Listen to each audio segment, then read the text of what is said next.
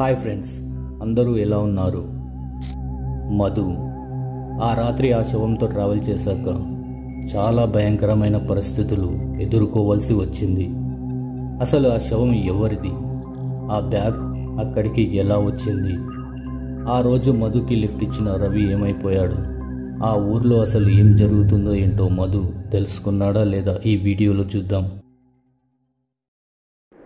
Hi friends, మీరు కనుక మన ఛానల్ ఇంకా సబ్స్క్రైబ్ చేసుకోకపోయి ఉంటే వెంటనే సబ్స్క్రైబ్ చేసుకొని ఈ వీడియోకి ఓ లైక్ కొట్టండి. మీకు ఈ స్టోరీ నచ్చితే మీ ఫేవరెట్ పర్సన్కి తప్పకుండా షేర్ చేయండి. అండ్ శవంతో ప్రయాణం ఫస్ట్ పార్ట్ చూడని వాళ్ళు లింక్ డిస్క్రిప్షన్లో ఇస్తాను, అక్కడికి వెళ్ళి చూసేయండి. ఈ వీడియో ఇంకా క్లియర్గా అర్థమవుతుంది.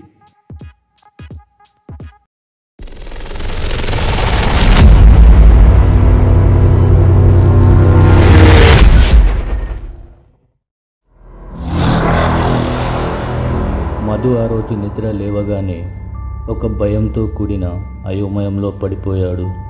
అప్పటి వరకు తను అనుభూతి చెందిందంతా నిజమా లేక అది తన భ్రమ? మధు తన అమ్మతో జరిగిందంతా చెప్పాలి అనుకున్నాడు, కానీ చెప్పలేకపోయాడు. అలా 2 రోజులు గడిచాయి. మధుకి కాలేజ్లో కొత్త ఫ్రెండ్స్ దొరకడం స్టార్ట్ అయింది. కానీ తన మైండ్లో మాత్రం ఆ ముసలాయన రూపం, ఆ పాత సంచి, ఆ లాఫింగ్ డాల్, ఇవి మాత్రమే తనకి పదే పదే గుర్తొస్తున్నాయి. ఆ రాత్రి నుండి మధుకి ఏ రోజు సరిగా నిద్ర లేదు. ప్రతిరోజు రాత్రి తన రూమ్లో వింత వింత శబ్దాలు, ఎవరు తన వెనకే తిరుగుతున్న కాళ్ళ శబ్దాలు, వీటన్నిటికీ మించి తన చెవి దగ్గర వచ్చి ఎవరో గట్టిగా ఊపిరి పీలుస్తున్న అనుభూతి చెందేవాడు. మధుకి అర్థమైంది, ఇదంతా నార్మల్ కాదు, ఇక్కడ ఏదో జరుగుతుంది అని. మరుసటి రోజు ఉదయం మధు కాలేజ్కి వెళ్తుండగా ఆ గ్రామస్తులు మాట్లాడుకోవడం విన్నాడు. ఆ శ్మశానం వైపు రాత్రి సమయంలో వెళ్ళిన వాళ్ళు తిరిగి రావటం చాలా కష్టమని వాళ్ళు చెప్పుకుంటూ ఉన్నారు.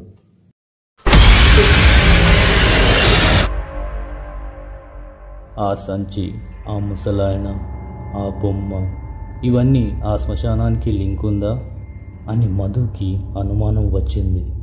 కానీ ఆ డౌట్ ఎవరిని అడగాలో తెలియదు. ఆ గ్రామంలో ఎవరు తనకి పెద్దగా పరిచయం లేకపోవడంతో మధు ఎవరిని అడగలేకపోయాడు. తను కాలేజ్లో కొత్తగా పరిచయమైన ఫ్రెండ్స్ని అడిగి చూశాడు, కానీ ఎలాంటి ఉపయోగం లేకపోయింది. అదే రోజు రాత్రి సరిగ్గా 12 గంటలకి తన రూమ్లో కరెంటు పోయింది. అదే సమయంలో ఉలిక్కిపడి లేచాడు మధు. చుట్టూ చూశాడు, చిమ్మ చీకటి. భయంతో వెంటనే తన తల దగ్గర ఉన్న ఫోన్ తీసి ఫ్లాష్ ఆన్ చేశాడు. భయంతో ఉన్న మధు తన రూమ్లో ఇంకెవరైనా ఉన్నారా అని అనుమానించాడు. ఆ ఫోన్ పట్టుకొని గది చుట్టూ మెల్లగా లైట్ వేసి చూస్తున్నాడు. ఆ గది కార్నర్స్ చూడాలంటే మధుకి చెమటలు పట్టేస్తున్నాయి. ఈ మూలన ఏం కనపడుతుందో అని భయంతో వణికిపోతున్నాడు. సరిగ్గా అదే సమయంలో తన ఫోన్ ఆఫ్ అయిపోయింది. అలా భయంతో వణికిపోతున్న మధు తన ఫోన్ బటన్స్ని గట్టిగా నొక్కుతున్నాడు. అప్పుడే తన ఫోన్ స్క్రీన్ ఆన్ అయింది. అందులో ఒక తెల్లటి నీడ ఆకారం కనిపిస్తూ ఉంది. అదేంటో మధుకి సరిగ్గా అర్థం అవ్వలేదు. తన ఫోన్ మెల్లిగా 2 చేతుల్లోకి తీసుకొని తన మొహానికి దగ్గరగా పెట్టుకొని అదే పనిగా చూస్తూ ఉన్నాడు. ఆ తెల్లటి నీడ ఆకారం సడన్గా కళ్ళు తెరిచి చూడటం చూశాడు మధు. భయంతో వెంటనే ఆ ఫోన్ విసిరేశాడు. ఇంతలో కరెంటు మళ్ళీ వచ్చింది. మధు తన బెడ్ పైన భయంతో వణుకుతూ తన ఫోన్ వైపు చూస్తున్నాడు. ఇంతలో ఆ రూమ్లో ఏదో సౌండ్ రావటం మొదలయ్యింది. తన ముందున్న సెల్ఫ్లో పెట్టిన బుక్స్ అన్ని మధు చూస్తూ ఉండగానే వాటంతట అవే పడిపోయాయి. కానీ ఆ సెల్ఫ్ మధ్యలో మళ్ళీ అదే బ్యాగ్. మధు షాక్తో అలానే చూస్తూ ఉండిపోయాడు. ఆ బ్యాగ్ మెల్లిగా దానంతటా అది ఓపెన్ అవుతుంది.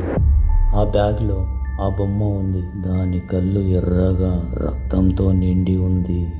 షాప్ నుండి తేరుకున్న మధు ధైర్యం చేసి ఆ బ్యాగ్ని తీసి బయటకు వేయబోయాడు. కానీ తన గది తలుపులు ఓపెన్ అవ్వట్లేదు. మధుకి అర్థమైంది బయట నుండి తన రూమ్ లాక్ చేయబడింది అని. సడన్గా ఆ డాల్ దానంతటా అది కదలటం చూశాడు మధు.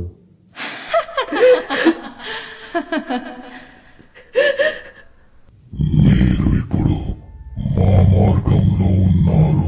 ఇప్పటి నుండి మీరు బయటకి వెళ్ళలేరు. అది చూసి మధు గట్టిగా అరుస్తున్నాడు. కానీ తన శబ్దం ఆ గదిని దాటి బయటకి రావట్లేదు.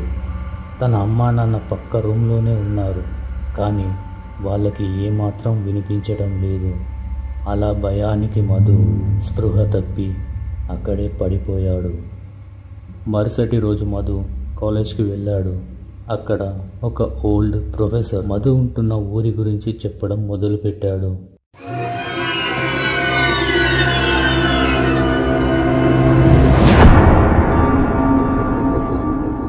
ఈ ఊరి దగ్గర ఉన్న శ్మశానంలో సరిగ్గా 20 సంవత్సరాల క్రితం ఒక ముసలాయన చనిపోయాడు. అతను ఒక పండిత్ అని చెప్పుకుంటారు. ఆయన దగ్గర ఒక శాపం ఉండేది. ఎవరైనా ఆ శ్మశానం వైపు రాత్రి ప్రయాణిస్తే ఆయన శవం లేదా ఆయన వస్తువులు దొరికితే ఆ ఊరు దాటి ఆయనని దాటి ఎక్కడికి వెళ్ళలేరు. ఇదంతా విన్న మధుకి ఒక డౌట్ వచ్చింది. నేను చూసిన బ్యాగ్, నేను ప్రయాణం చేసిన ఆ శవం అతనేనేమో అని అనుమానించాడు. తన రూమ్లో ఉన్న బ్యాగ్ ఎలాగైనా ఆ శ్మశానానికి తీసుకెళ్ళాలి అనుకున్నాడు. అలా కాలేజ్ అయిపోయిన వెంటనే మధు తన ఊర్లో ఉన్న హాస్పిటల్కి వెళ్ళాడు. రవి ఫోన్ నెంబర్ అక్కడ తీసుకొని తనకి కాల్ చేసి సిచ్యువేషన్ ఎక్స్ప్లెయిన్ చేశాడు. రవి మాత్రం అర్ధరాత్రి నువ్వు ఒక్కడివే వెళ్ళకు, నీ వెంట నేను కూడా వస్తాను అని చెప్పాడు.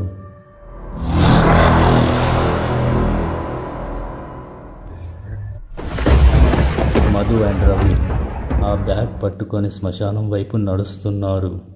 సరిగ్గా శ్మశానం దగ్గరికి రాగానే ఆ బ్యాగ్లోంచి ఏవో వింత శబ్దాలు రావటం మొదలయ్యాయి.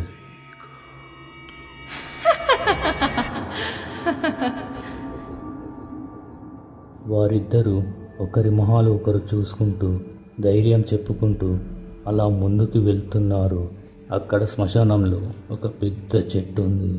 దాని కింద ఒక పాత సమాధి, దానిపైన ఆ ముసలాయన ఫేస్ ఉండటం గమనించారు. మధు చేతుల్లో ఉన్న బ్యాగ్ ఆటోమేటిక్గా కింద పడిపోయింది. ఆ బ్యాగ్లోంచి మెల్లిగా మంటలు రావడం స్టార్ట్ అయ్యింది. మధు అండ్ రవి భయంతో అలానే చూస్తూ ఉండిపోయారు. కానీ సడన్గా ఆ మంటల్లో ఆ ముసలాయన నీడ కనిపిస్తోంది. మీరు మా రహస్యం తెలుసుకున్నారు. ఇప్పుడు మీరు బయటకి వెళ్ళటం కుదరదు. అది విన్న మధు రవి భయంతో బయటకి పరిగెత్తుతూ ఉన్నారు. కానీ శ్మశానం గేట్ లాక్ అయిపోయింది.